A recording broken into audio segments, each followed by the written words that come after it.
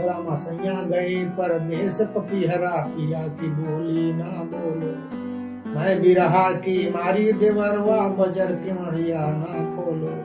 पहली कहानी श्रृंखला में आपने जानकारी चाहिए है कि मेरी कहानी पहली कौन सी थी और मेरी रचना प्रक्रिया क्या है।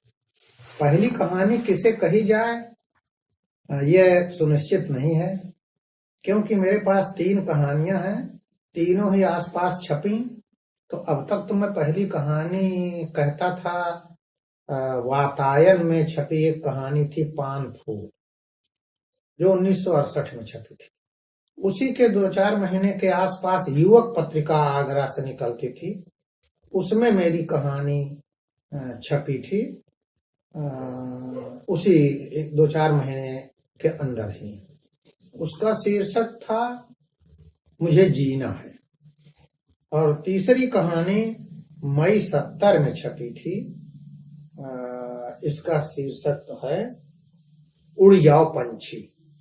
तो ये उड़ जाओ पंछी उपलब्ध नहीं थी मुझे, पिछले दिनों मिल गई है, इसकी पांडुलिपि मिल गई। बाकी दोनों वातायन की और युवक की प्रतियां मेरे पास नहीं। तो इकलौती कहानी जिसकी पांडुलिपि मेरे पास है, जो कात्यायनी नाम की पत्रिका में लखनऊ से निकलती थी, छपी थी, उसी को मैं अपनी पहली कहानी अब कहने की स्थिति में।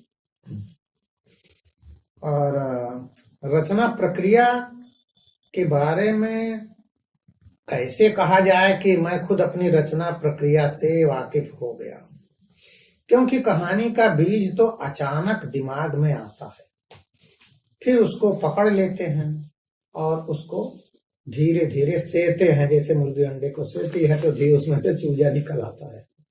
यही स्थिति मुझे लगता है कहानी के बारे में भी है, कि कहीं से कोई एक संवाद मिल गया, कोई एक दृश्य मिल गया और आपको उसने बांधा, फिर उसी के पीछे पीछे आप चले तो एक कहानी का रूप वो ले लेती है।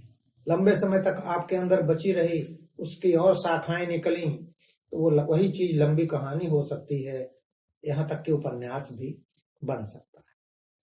तो मेरे साथ मेरी जितनी भी कहानियां हैं उनमें इन्हीं दोनों तत्वों का योगदान है। कोई चटक संवाद या कोई दृश्य, उन्हीं को पकड़ करके मैं आगे बढ़ना चाहता हूं। विचारधारा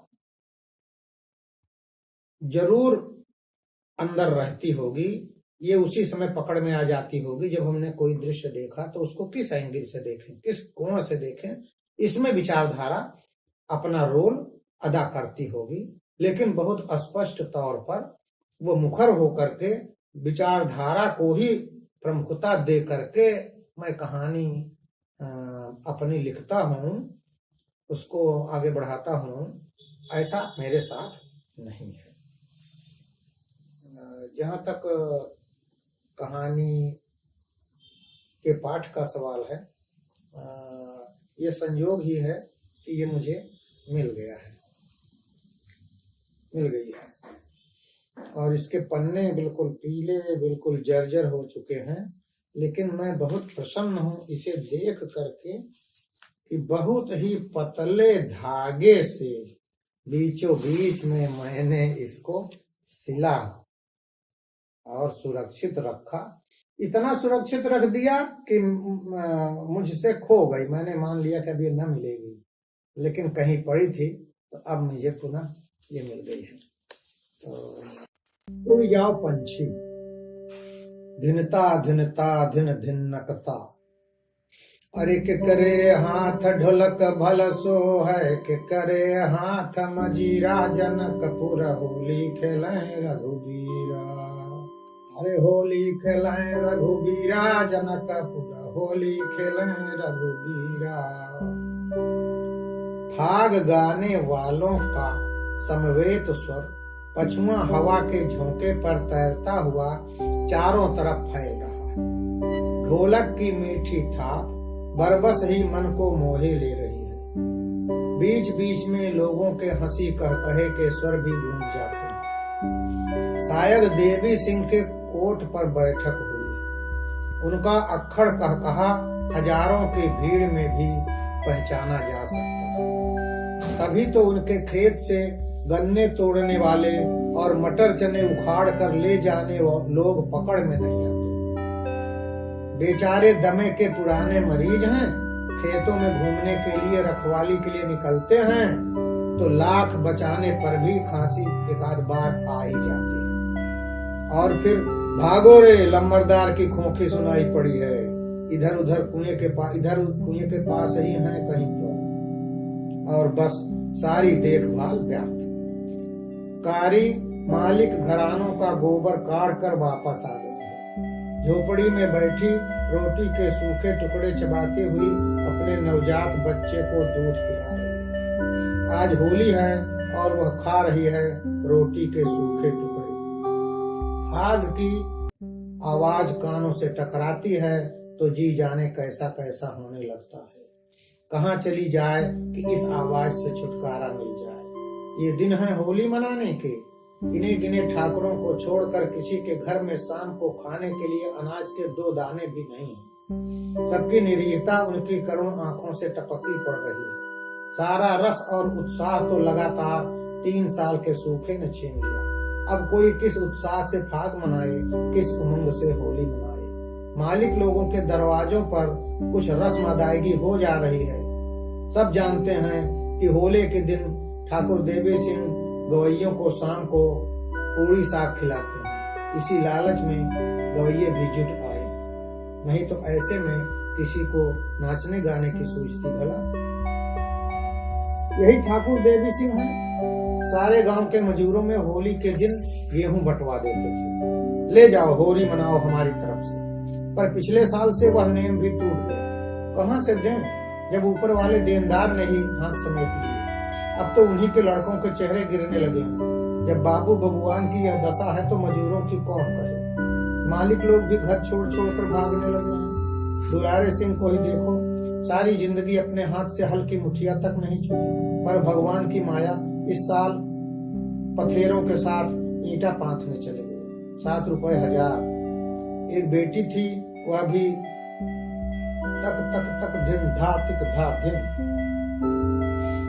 ताल बदल गया है, बजाने वालों को दूना उत्साह आ गया है। रामा सैया गए परदेस पपीहरा पिया की बोली ना बोलो।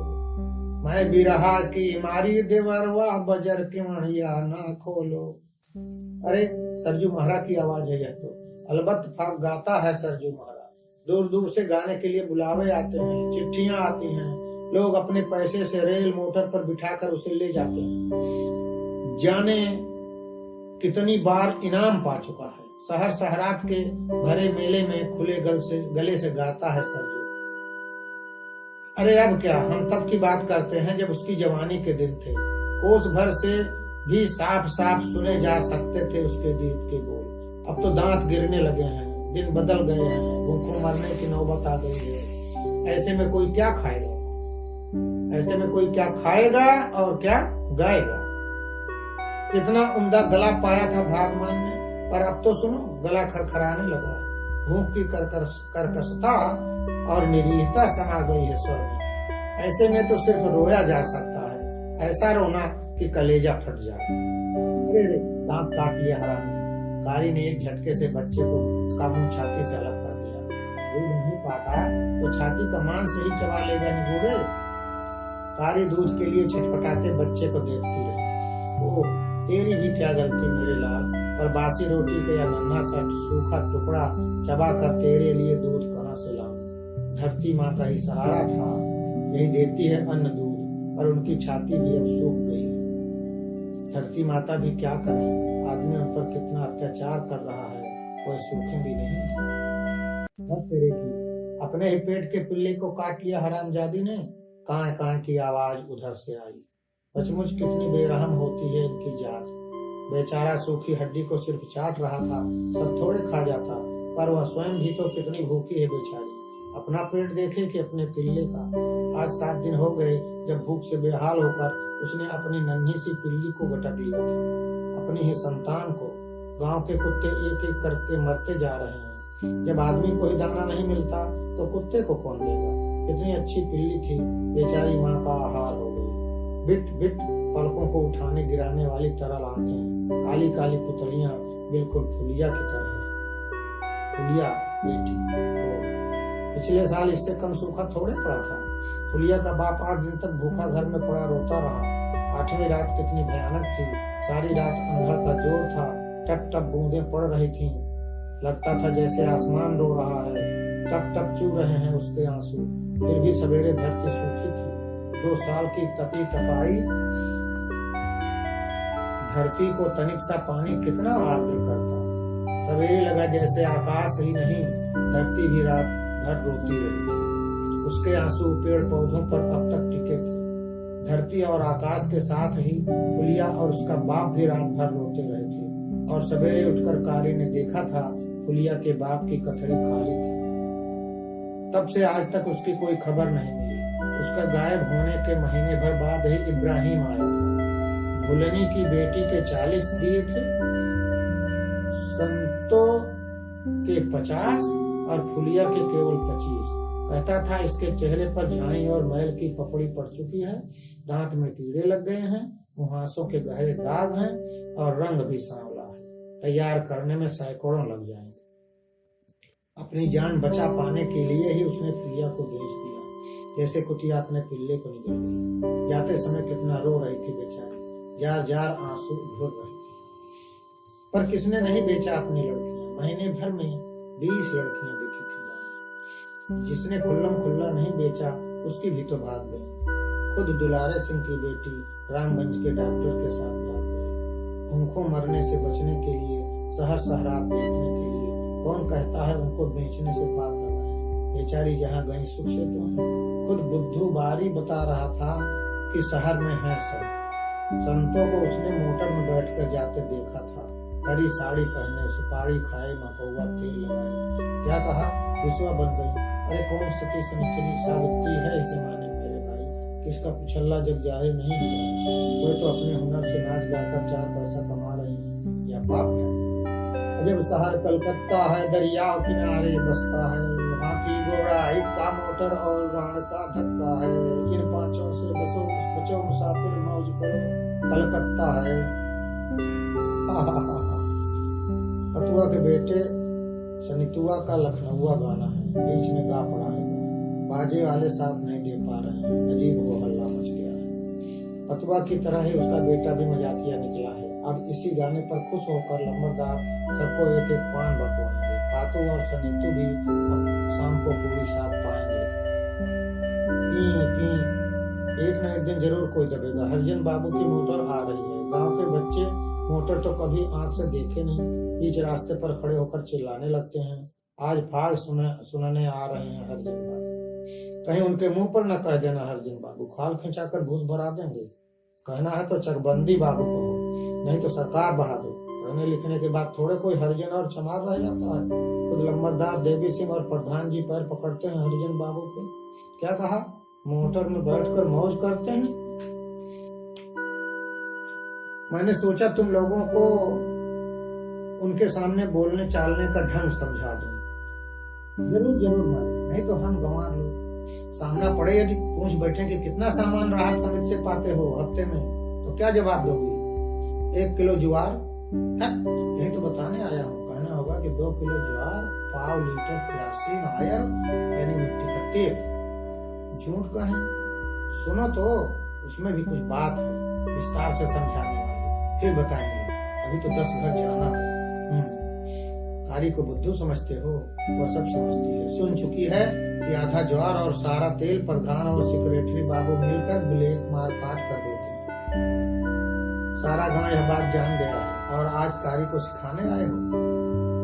पर बड़े बड़ों की बात ठहरी, कहने कराने से क्या फायदा। एक बात और समझ लो कारी, गांव के कुछ लोग खटराग रच रहे हैं। चाहते हैं जो कुछ सहायता मिल रही है वह भी हाथ से छूट जाए, ताकि गरीब लोग जा जाकर उनके पांव पर लौटें। खैर उन्हें तो मैं इसी जूते के तल्ले से ठीक करूंगा। हाँ, कहीं तुम ना आ जाना उनके बहकाव में। नहीं नहीं मालिक, हम आपकी बानी को भला काट सकते हैं।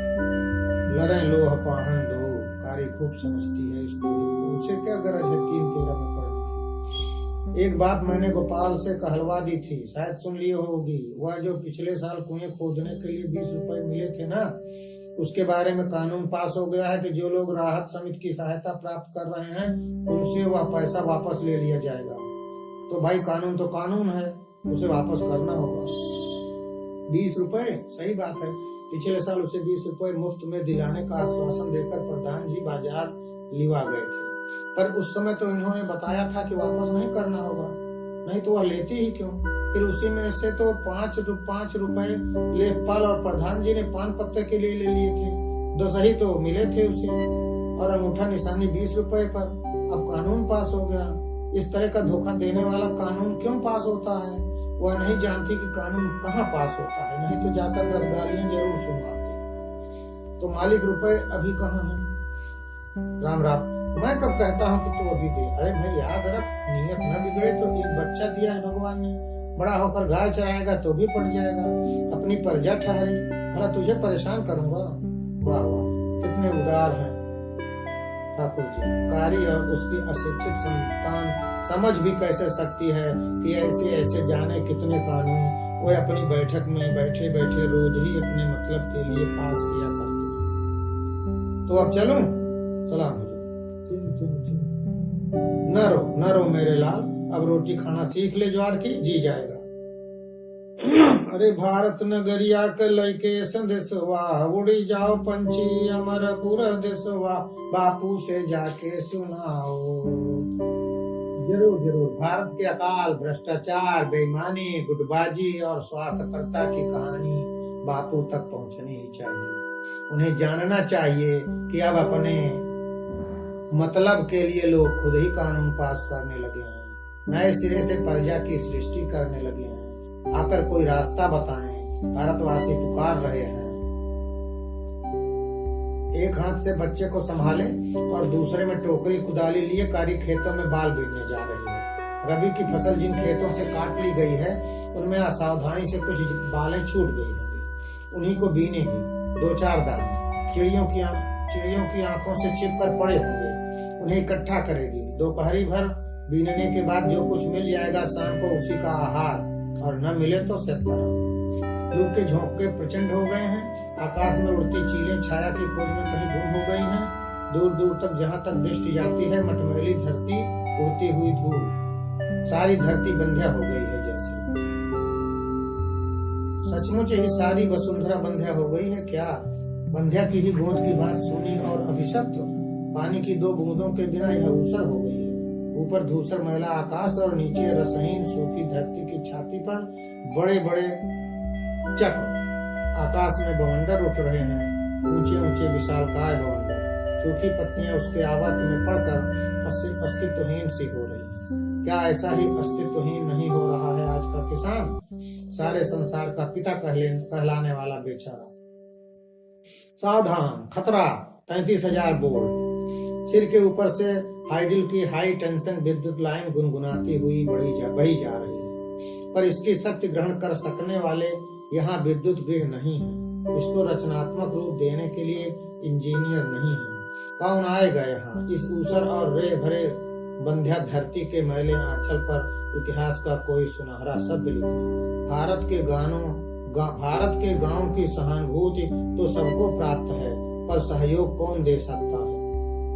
यही विधि दर्शन पाऊं मैया तोरी संकरी दुआरिया। ओहो, नचनियों का गोल है यह तो। सबके सब काली मैया की आरती उतारने जा रहे हैं। शायद देवी सिंह ने इन सबको भी पूरी साग खिलाने का आश्वासन दिया है, तभी तो सबके सब इतना उछल रहे हैं, भूखा पेट लिए मदारी के बंदरों की तरह। सचमुच की खुशी कर्म में नहीं है तो उसका स्वांग ही कर। मैया के दुआरे एक भूखा पुकारे, मैया के दुआरे एक भूखा पुकारे, देहु अन्न घर जाऊं मैया तोरी सकरी दुआरिया।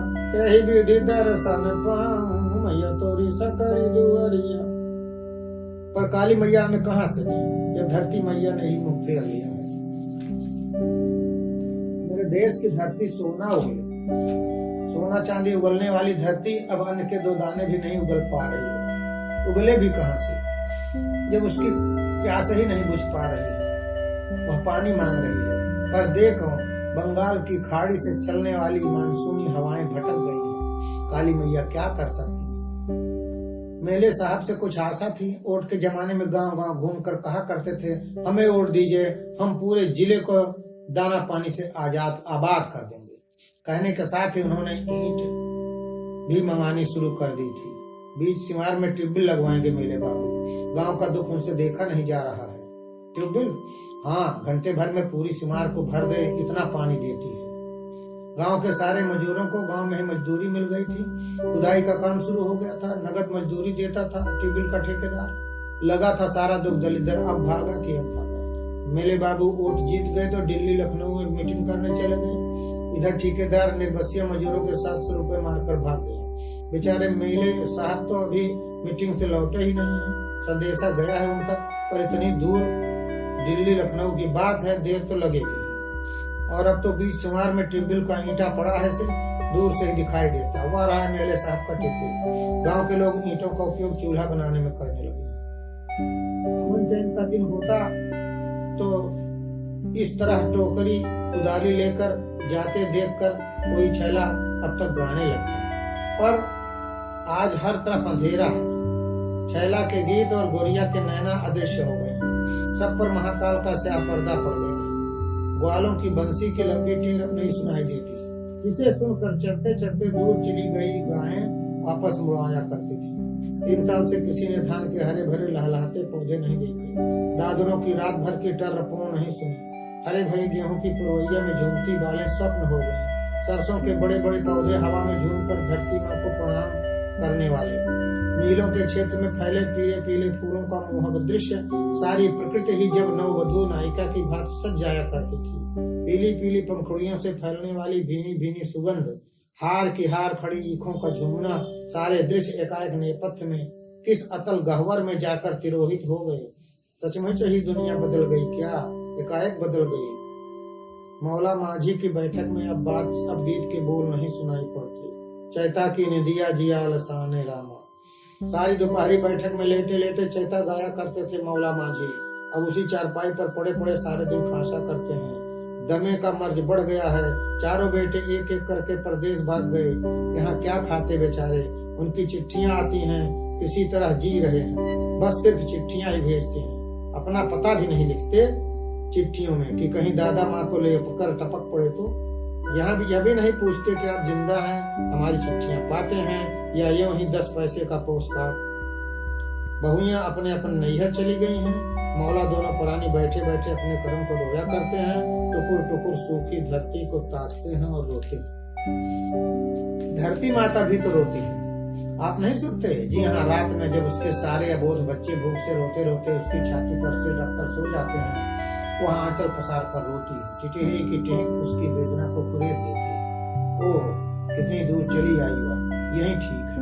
बीच बीच में एकाध खेत ही तो बोए गए, वह भी सिंचाई के अभाव में अधपके ही कटे हैं। उतर बेटा, यहीं बैठ।